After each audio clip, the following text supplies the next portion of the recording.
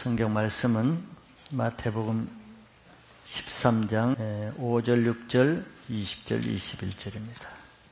들어는 흙이 얇은 돌밭에 떨어짐에 흙이 깊지 아니하므로 곧 싹이 나오나 해가 돋은 후에 타서 뿌리가 없으므로 말랐고 돌밭에 뿌려졌다는 것은 말씀을 듣고 즉시 기쁨으로 받되 그 속에 뿌리가 없어 잠시 견디다가 말씀으로 말미암아 환난이나 박해가 일어날 때에는 곧 넘어지는 자요. 아멘.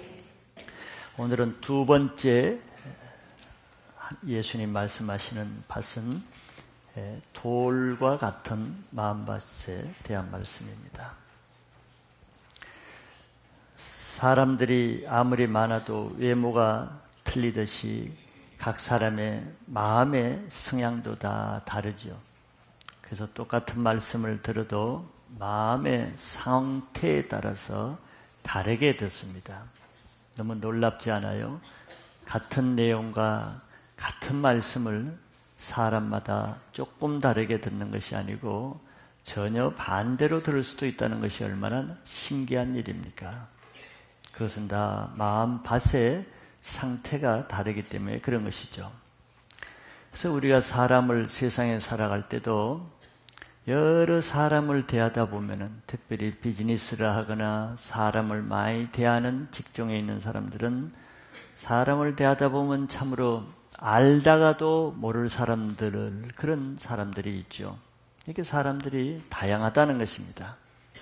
평소에는 겉으로 늘 밝고 웃고 다니고 상냥한데 어떤 사건을 만날 때 보면은 그 사람이 전혀 다른 사람의 모습으로 나타나는 경험을 우리는 가끔씩 하지요.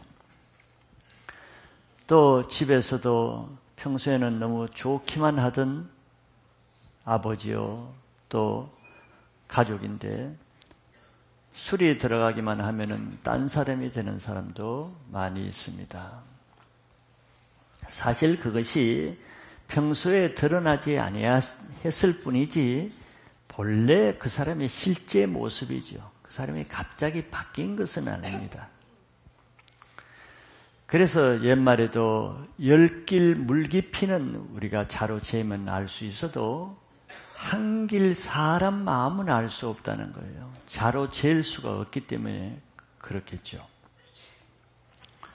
늘 비유로 말하지만 식당에 있는 구정물 통이 건드리지 않고 가만히 놔두면은 나중에 보면 그 위에 맑은 물처럼 그 맑게 보이기도 합니다.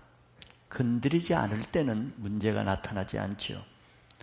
그러나 그 구정물통에 막대기로 휘젓거나 구정물통을 충격을 주고 발로 찬다든가 하면은 그 속에 온갖 더러운 것이 올라오면서 악취를 풍기죠.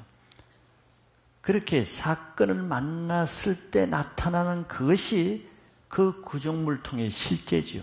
건드리지 않을 때가 실제 모습이 아니라는 것입니다.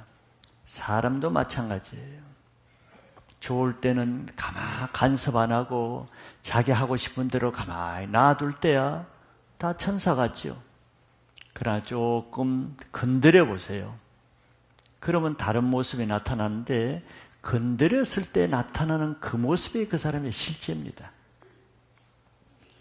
신앙생활에서도 마찬가지입니다. 평소에는 늘 은혜가 있는 것 같고 할렐루야 하면서 다니고 또 믿음이 좋은 것 같은데 사건을 만나보면은 할렐루야 나오던 그 입에서 다른 말이 막 나와요. 놀라운 일이죠. 잘 섬겨줄 때는, 비위를 맞춰줄 때는 순한 양 같고 천사 같은 사람이 어느 날 조금 말씀으로 훈련을 시키고 조금 양육을 하려고 하면은 그 천사 같은 얼굴들이 무섭게 변하고 그 속에 마음이 강팍하고 교만함에 들어가고 대적하는 말들이 막 쏟아지죠. 참 놀라운 일들이죠. 같은 사람이 어떻게 상황에 따라 그렇게 변할 수가 있겠습니까? 그래서 평소에 감추어졌던 그 사람의 실제 모습은 바로 어떤 사건을 만났을 때 드러난다는 거예요. 그래서 사람은 사건을 통해서 여러 가지 일을 겪어봐야 그 사람의 실체를 알 수 있다는 말이죠. 그래서 사람들은 어떤 좀 은혜가 있고 좋으면은 그 사람을 뭐 동역자로 세웁시다, 일꾼으로 세웁시다 이렇게 말합니다. 그것만 보기 때문이죠. 그러나 디모데 전서나 성경에서는 사람을 그렇게 좋을 때 그렇게 세우라고 말하지 않죠. 사람을 세우고 싶으면 좋을 때 모습만 볼 것이 아니라 여러 가지 시험을 해보라 그랬습니다. 어려운 사건, 억울한 사건 좀 훈련시키려고 그러기도 하고 조금 자기 부인을 할 수 있는 기회를 줘보면은 그 사람이 그때 자기 속에 있는 것이 드러납니다. 그런 시험을 줬는데도 그 사람이 온유한 마음으로 겸손한 마음으로 자기를 부인하고 믿음으로 하는가를 보고 그때 사람을 세우라고 그렇게 말하는 것이죠. 오늘 말씀은 바로 이렇게 또 우리 마음밭에 열매가 나타나지 않는 데는 한번 건드려 보면은 그 사람 속에 열매를 맺지 못할 뭐가 있는가가 그때 드러난다는 거예요. 그래서 오늘 두 번째 마음밭에는 밭에 돌이 있는 사람이 무슨 이유로 열매를 맺지 못하는가 하는 데 대한 예수님의 말씀입니다. 예수님의 말씀은 정확하고 진리고 사실이죠. 그래서 이런 예수님의 말씀을 통해서 우리 자신의 마음 상태를 잘 점검해 볼 수 있는 교회가 되시길 바랍니다. 그래서 한 해가 가기 전에 또 새해를 맞기 전에 한 해 동안 내게 왜 열매가 적었고 없었는가 하는 것을 예수님이 주시는 이유와 그 말씀을 통해서 내 안에 신앙의 걸림돌이 되는 그 문제를 해결받는 좋은 은혜의 기회가 되시기를 축복합니다. 오늘 두 번째는 그러면 예수님이 돌밭의 특징에 대해서 말씀하는 거예요. 돌밭의 특성이 무엇이고 또 열매 맺는 이유가 무엇인가를 말씀하시는데 돌밭의 특징은 예수님이 간단하게 잘 말씀해 놨습니다. 들어는 흙이 얇은 돌밭에 떨어짐에 흙이 깊지 아니하므로 곧 싹이 나오나 해가 돋은 후에 다시 타서 뿌리가 없으므로 말랐고 그랬어요. 돌밭은 밭은 밭인데 문제는 밭에 흙은 적은 반면에 돌이 많다는 것이 특징이에요. 그래도 밭이죠. 좋지 않은 밭입니다. 그런데 예수님이 이런 밭에 씨를 뿌리면은 좀 말씀을 전하면 이런 뜻이죠. 이런 밭에 씨를 뿌리면은 놀라운 현상이 일어난다는 거예요. 뭐냐면 말씀에 씨를 뿌리면 싹이 금방 난다는 거예요. 이 얼마나 놀라운 일입니까? 왜냐하면 정상적인 밭에다 씨를 뿌리면은 농사를 해보셨어요? 아니면 화분에라도 무슨 씨를 뿌려보세요. 정상적인 좋은 밭에 씨를 뿌리면은 싹이 빨리 안 나옵니다. 제가 어릴 때 한 7살, 8살 때 누가 봉숭아 씨를 줘가지고 봉숭아가 아름답잖아요. 그래서 그 앞마당에다가 봉숭아 씨를 뿌렸어요. 그리고 빨리 자라라고 막 물을 덤벅을 해가지고 완전히 막 물덩어리를 만들어놨어요. 그럼 빨리 자랄 줄 알고.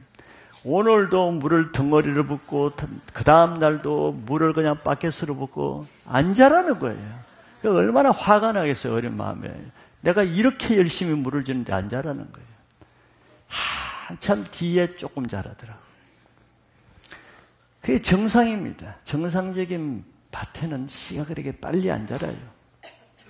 그런데 놀랍게도 여기 돌밭에 뿌려진 씨는 예수님이 말씀하시기를 즉시 싹이 난다는 거예요.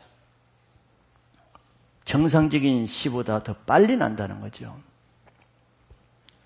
왜냐하면 정상적인 씨는 흙의 두께가 두껍기 때문에 위로 싹이 나오려고 그러면 시간이 걸리고, 두 번째는 정상적인 밭은 뿌리가 함께 내려가는 만큼 위로 싹도 나오기 때문에 오래 걸리는 거예요. 양쪽으로 내리고 오르가기 때문에.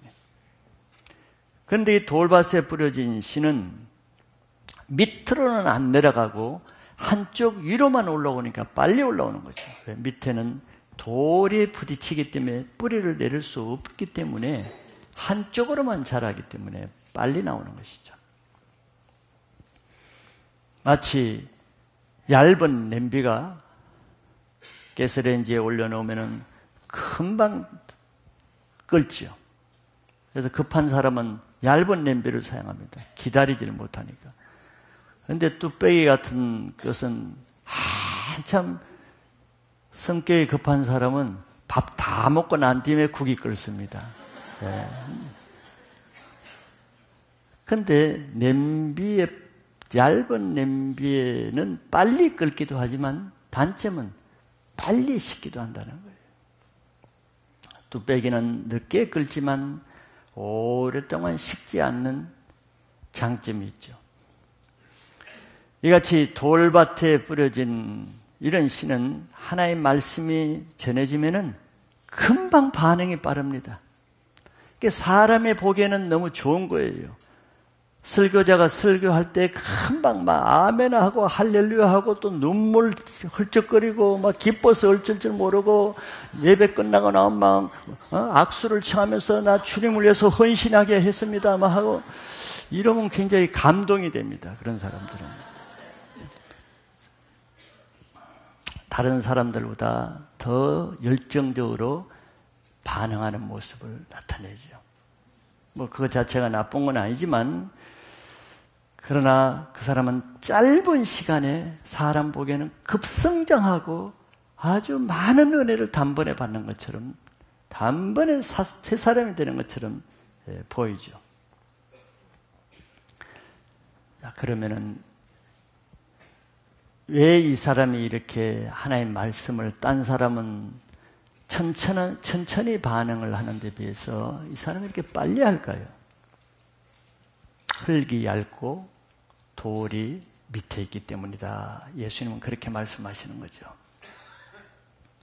흙이 얇다는 것은 우리 마음밭의 깊이가 얇다는 뜻과 같습니다.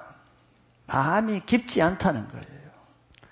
또 돌이 많다는 것은 그 마음 안에 돌뿌리와 같이 단단한 것들이 많이 박혀 있다는 그런 뜻이 되겠죠.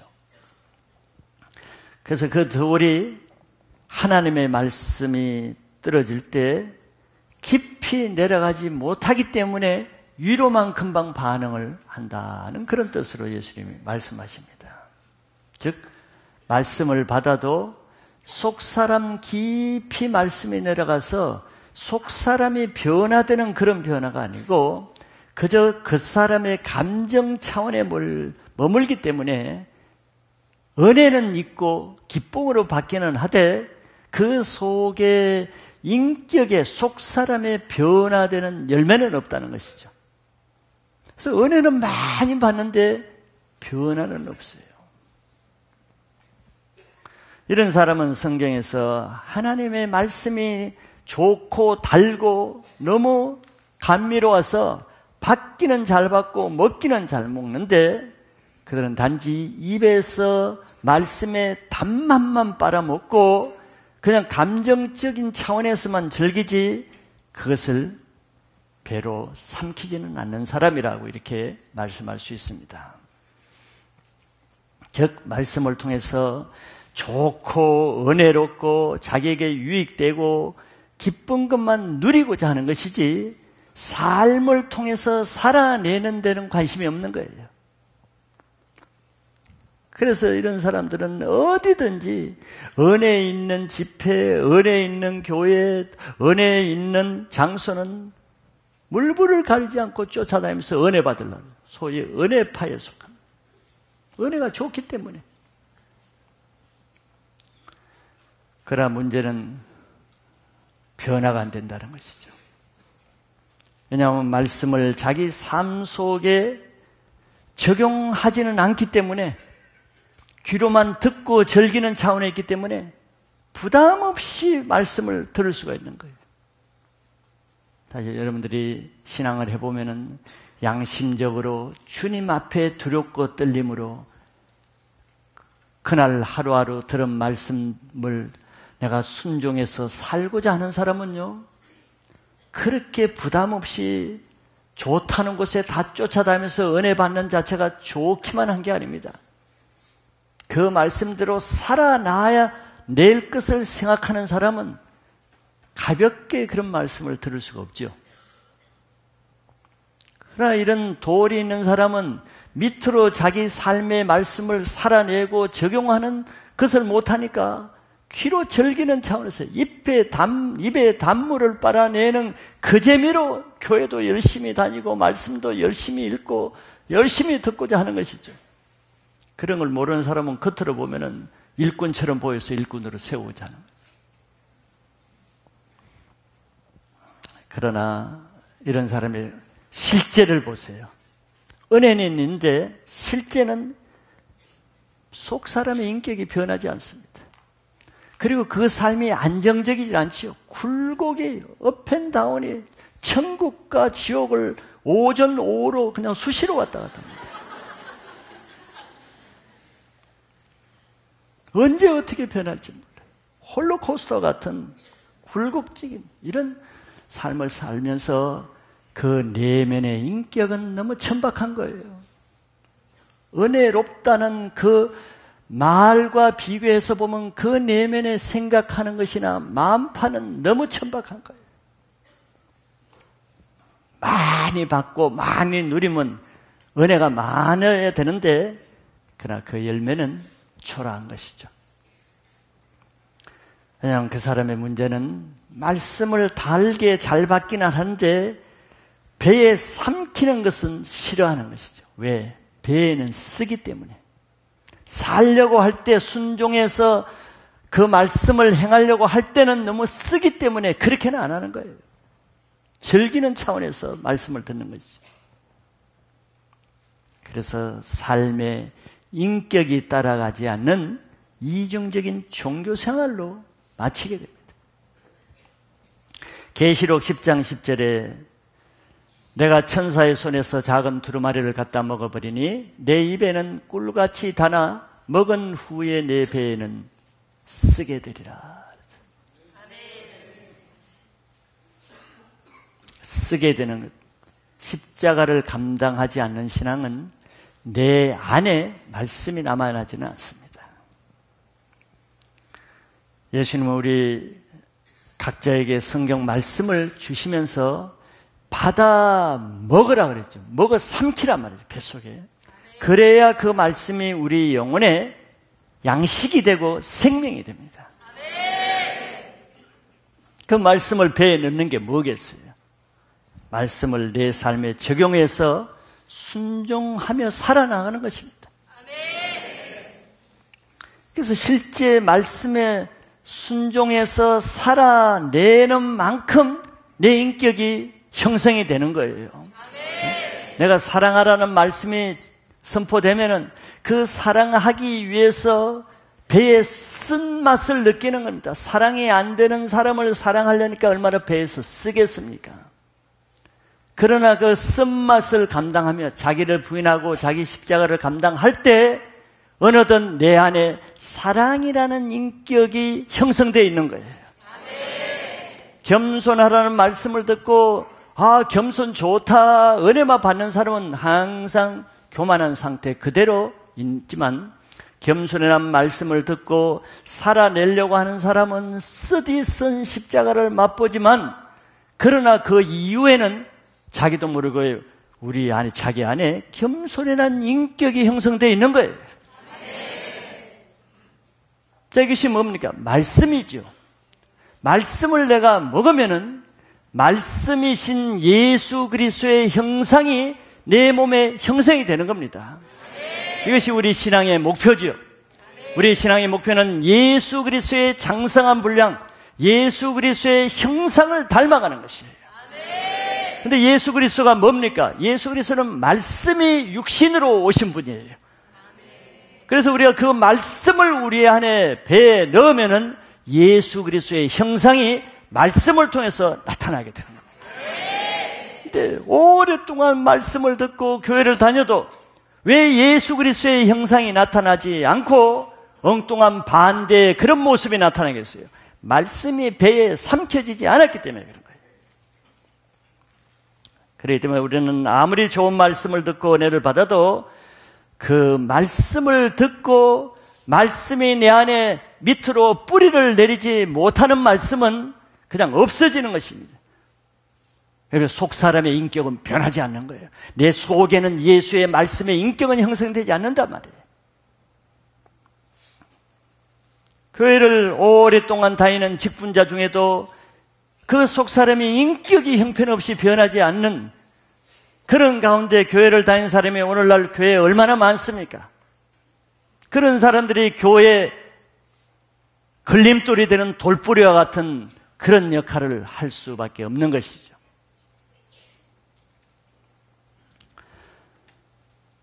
말씀이 속으로 뿌리를 내리지 못하는 사람은 오늘 비유처럼 밑으로 인격은 안 자라면서 위로만 빨리 자라는 거예요.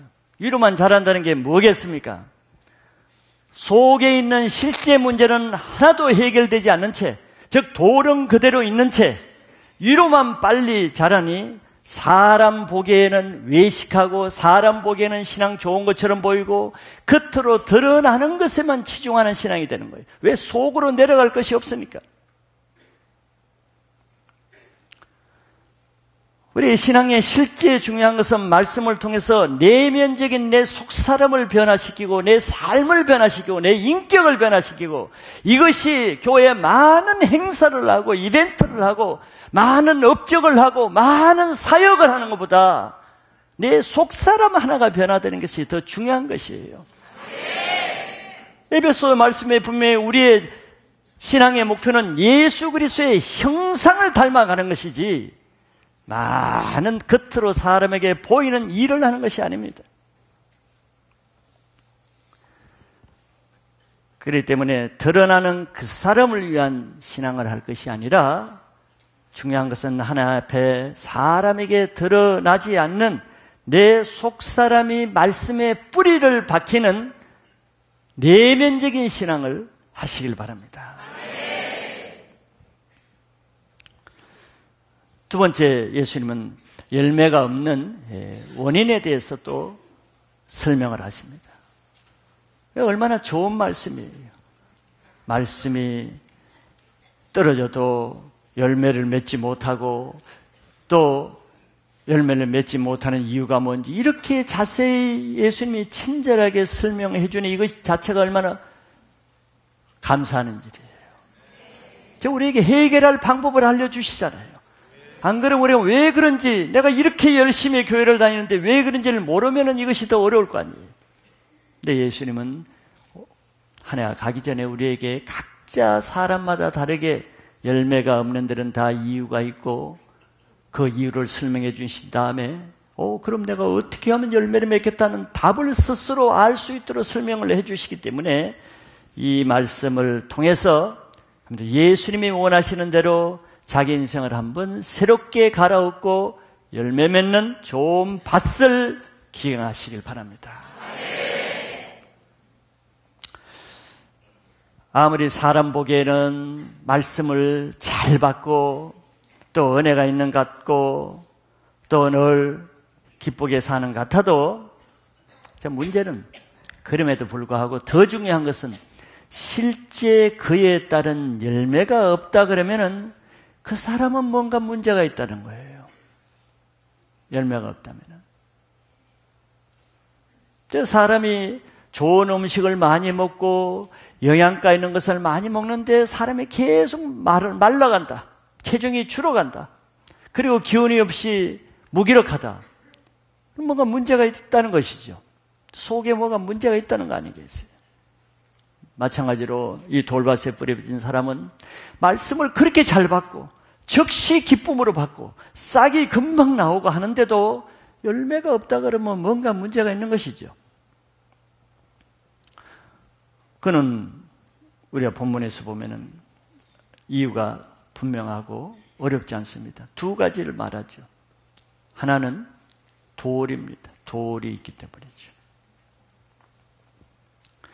돌밭에 뿌려진 씨는 아무리 물을 많이 주고 비료를 주고 좋은 것을 보충해 줘도 열매를 맺지 못하는 이유는 뿌리를 내릴 수 없기 때문이라고 예수님 말씀하시죠.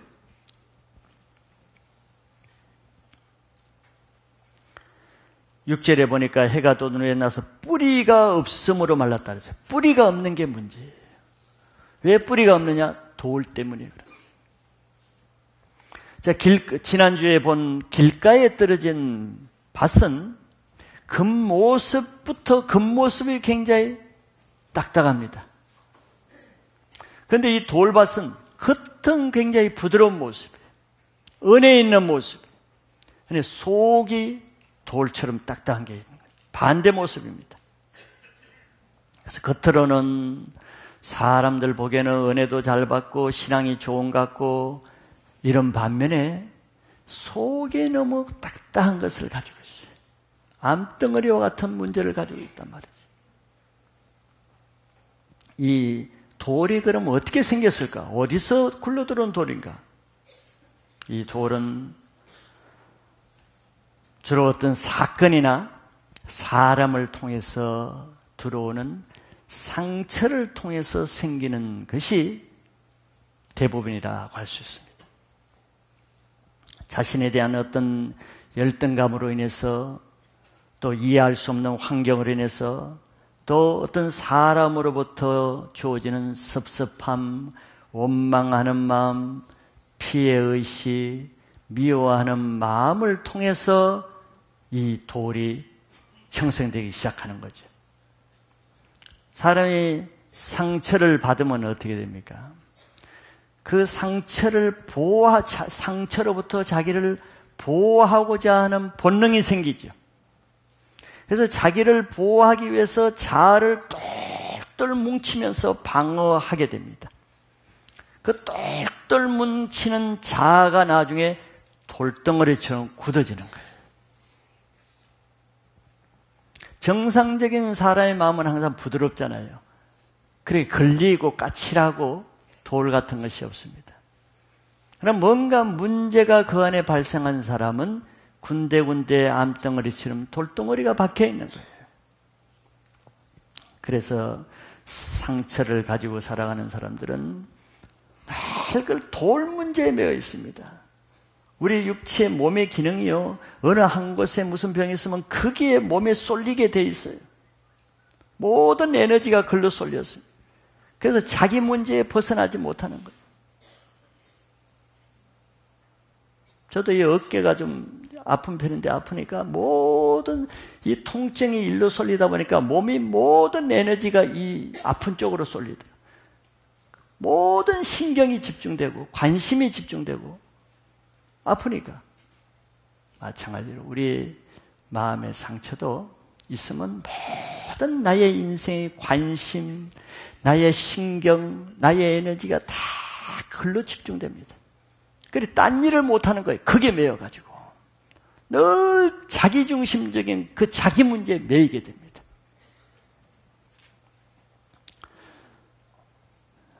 여러분들, 진주가 아름다운 여인의 목에 올라가기까지는 많은 아픈 사연이 있다는 걸 아시죠? 그것은 한 조개의 상처난 역사의 산물이기 때문에 그렇습니다. 진주조개는 자기 안에 들어온 어떤 날카로운 가시나 모래덩어리나 돌덩어리 같은 것이 들어오면 그 보드라운 조개살에 그것이 얼마나 아프겠어요. 살을 찢어내고 찌르고 하니까. 그러니까 그 아픔을 방어하기 위해서 조개는 자기 몸에 있는 모든 에너지를 방출해서 그 진액을 거기에 쏟아서 수많은 세월 동안 그 뼈 아픈 진액을 뿜어서 그 상처를 방어하기 위해서 계속 진액을 뿜어낸 족의 아픔이 쌓여서 단단한 진주를 만드는 것이잖아요. 그 족에는 자기 몸에 박힌 작은 상처 하나를 통해서 평생 그 족의 에너지를 다 그 작은 모래 하나에 집중해서 그 쓴 아픈 진액을 거기에 쏟아내는데 평생을 보내는 거예요. 이와 같이 우리 안에 작은 우리 마음을 쓰리게 하고 아프게 하고 고통스럽게 하는 그 어떤 사건이나 그 사람의 어떤 말 한마디에 상처가 들어오면은 그 상처를 방어하기 위해서 그 수많은 세월 동안 그 독한 분노와 판단과 정죄라는 그런 쓴 액을 그 상처에다가 계속 뿜어내는 거예요. 그것이 오래 지나고 나면은 그 상처를 둘러싼 그것이 돌처럼 단단하게 되는데 그것을 우리는 쓴뿌리라고 하는 거예요.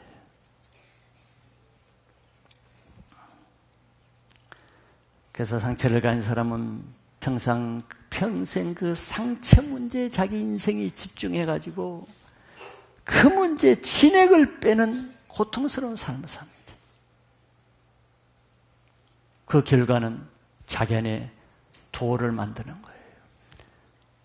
돈에 대한 상처가 있는 사람은 크게 앞서 그 돈에 묶인 쓴뿌리난 돌을 하나 만들어. 학벌이나 외모나 인간관계나 어떤 다른 상처가 들어오면 또 거기에다가 평생을 독한 진액을 뿜어가지고 또 다른 돌을 만들고 여기저기 돌을 박아놓는 것이죠.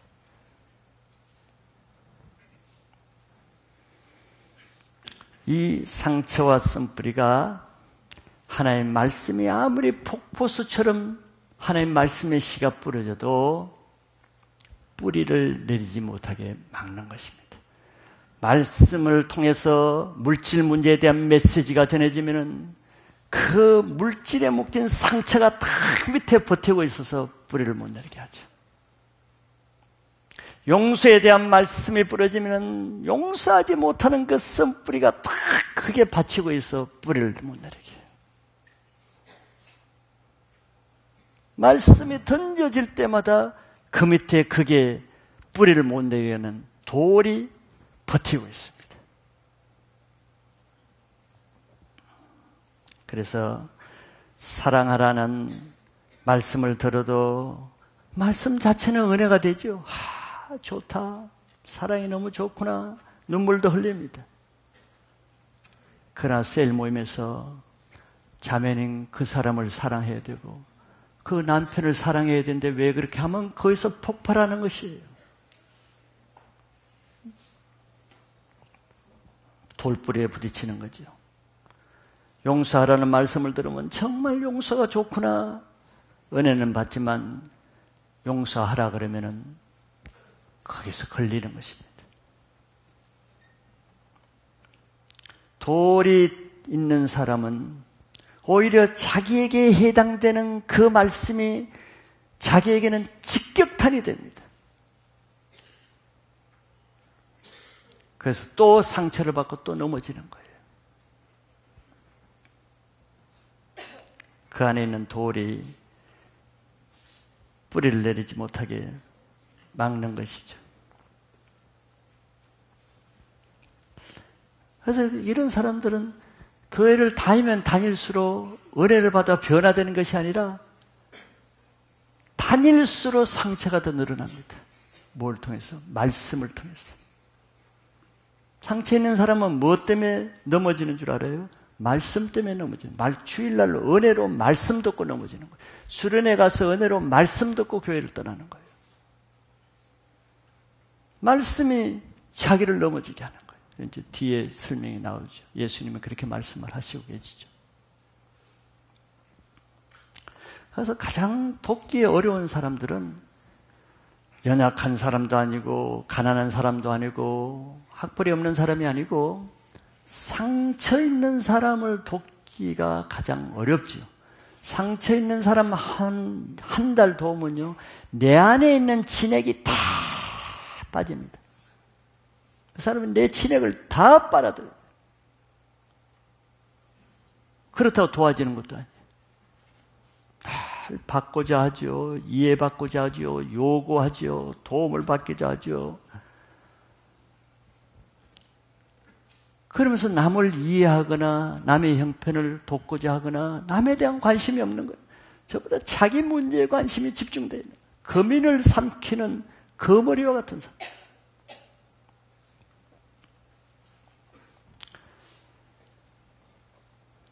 자기 문제를 건드리지 않고 그냥 세워주고 섬겨주고 이해하고 받아줄 때 얼마나 좋아요.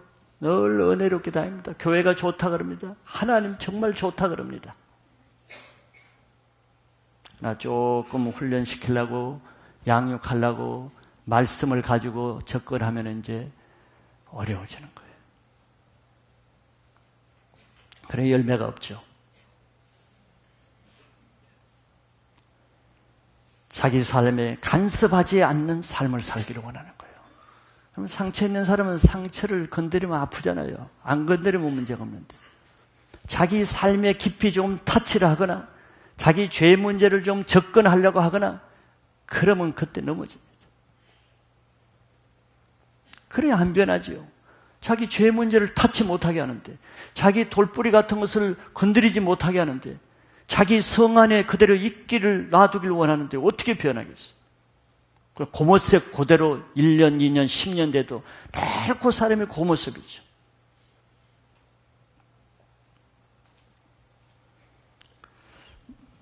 마가복음에는 이 말씀을 조금 더 구체적으로 이렇게 말씀했습니다. 마가복음 4장 17절에 보면은 그 속에 뿌리가 없어 잠깐 견디다 그랬어요. 잠깐 견디다. 말씀으로 인하여 환난이나 박해가 일어나는 때에는 곧 넘어지는 자요. 이 잠깐이 언제입니까? 말씀으로 인해서 환난 박해가 없을 때, 말씀으로 자기 문제를 건드리지 않을 때, 그때 잠깐 반짝거리는 믿음을 가지고 있는 거예요. 그러나 조금 다른 환난 핍박이 아닙니다. 말씀으로 인한 것이라는 것은 말씀대로 좀 살게 하려고 할 때, 말씀에 좀 순종해서 살려고 하고자 할 때는 환난 박해가 있죠. 그러면 넘어지는 거예요. 말씀대로 살지를 못하는 거예요. 그러니까 말씀 없이 살 때는 문제가 없어요.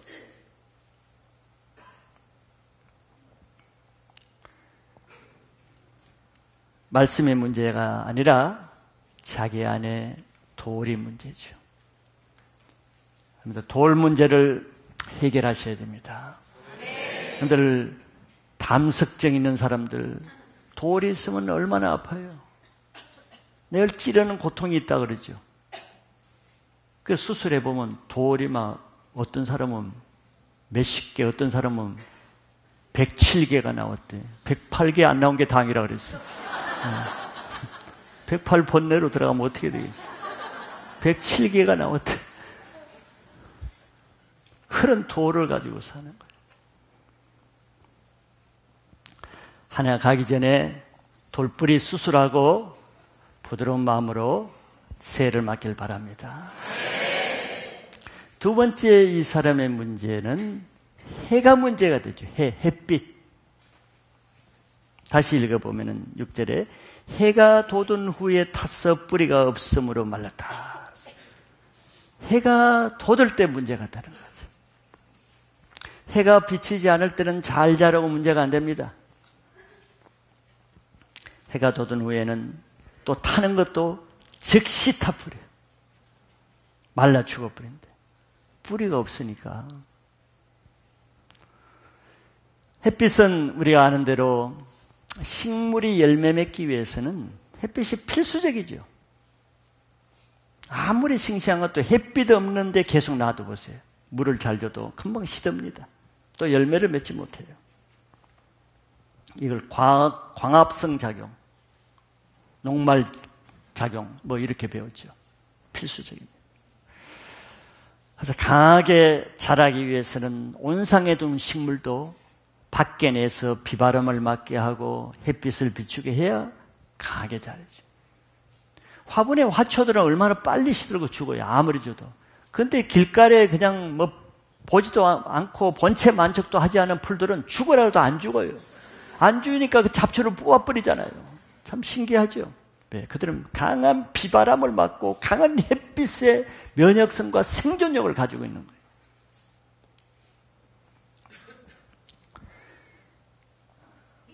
이와 같이 신앙생활도 고난과 핍박, 환난 나쁜 게 아닙니다. 이것이 없는 신앙은 온상 안에 있는 식물과 같은 거예요. 조금 이제 어려움이 있으면 팍팍 쓰러지는 거죠. 신앙생활의 고난은 우리 신앙을 강건하게 하는 훈련, 양분과 같은 것입니다. 고난이 없으면 편하고 좋기는 하죠. 자기 타치 안 받고 자기 죄 문제에 건드리지 않고 자기 약점 타치하지 않으면 신앙생활 편하죠. 아무도 간섭하지 않으니까 늘 세워주기만 하면은. 그러나 그것이 자기를 약하게 하는 독소입니다. 미국의 인디언들이 초창기에 어려운 가운데 활과 창을 가지고 사냥하면서 서바이벌을 하고 이렇게 할 때는 인디언들이 아주 강건한 인디언들이었어요. 그러니까 미국 정부가 거기다 보조금을 주고 술 사 먹을 돈도 주고 마약할 돈도 주고, 물론 마약하라고 돈을 주는 건 아니지만 돈을 먹고 사는데 필요한 돈을 다 주니까 그들이 어떻게 더 편안한 생활 됐어요? 그 돈으로 마약을 사고 술을 사 먹고 아무 노동도 하니까 그 인디안들의 그 강한 용맹성이 다 없어지고 폐인으로 돼버렸어요. 교회에서 편안하게 맨날 축복, 뭐 은혜, 사랑, 자비 메시지만 주고 그냥 어려운 일 안 하고 잘 그냥 온상에 애기처럼 달래가지고 오냐 하고 교회만 남아있으라고 하면은 행복할까요?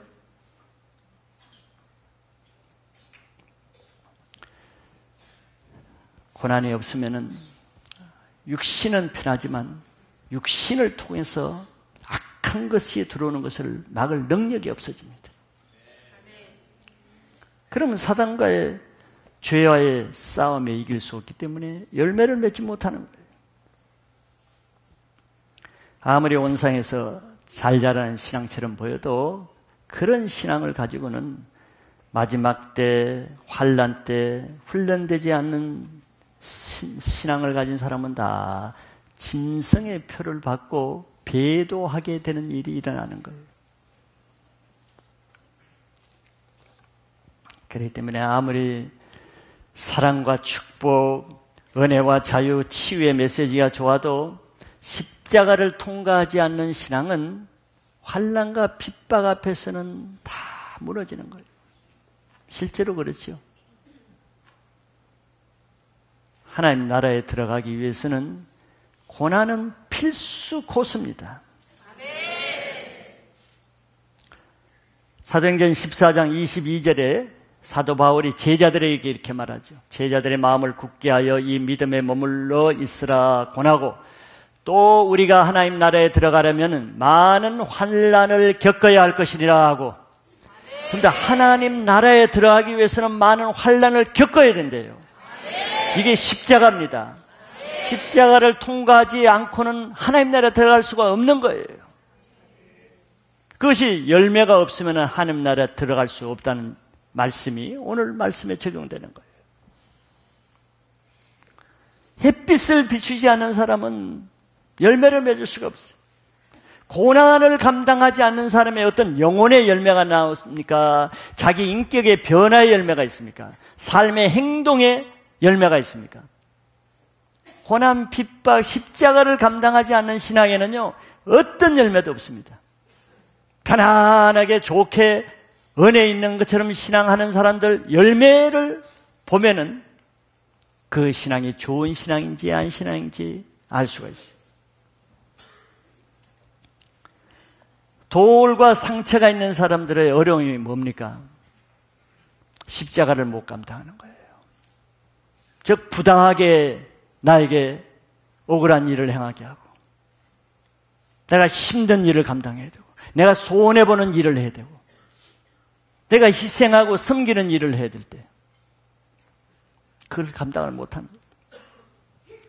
그러니까 늘 햇빛을 피해서 삽니다. 고생 없고 헌신 없고 십자가 없고 어려움 없는 데를 날 고른 데 피해서 엄지를 따라서 다니는 거예요. 햇빛을 피해가지고 늘 그러니까 위로와 축복과 은혜와 사랑과 좋은 것만 따라다녀요.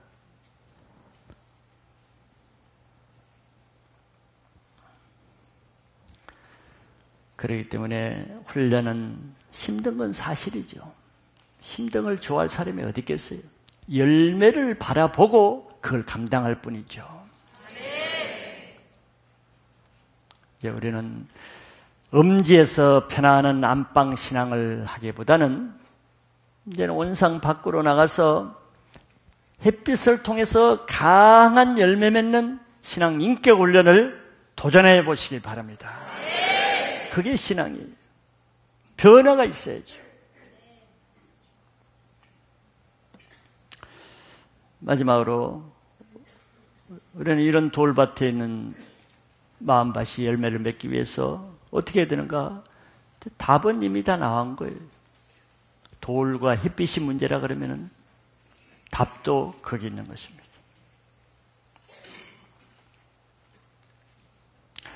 이런 마음밭에 열매 맺기 위해서는 첫째는 돌뿌리를 빼내야 되죠. 저기는 상처를 치유받아야 됩니다. 그럼 상처는 왜 생겼겠습니까? 사건을 통해서 환경을 통해서 들어온 상처는 하나님의 주권을 인정하지 못하는 것이 문제고, 사람을 통해서 들어오는 상처는 그 사람의 문제를 용서하지 못하는 것이 돌이 되는 것입니다.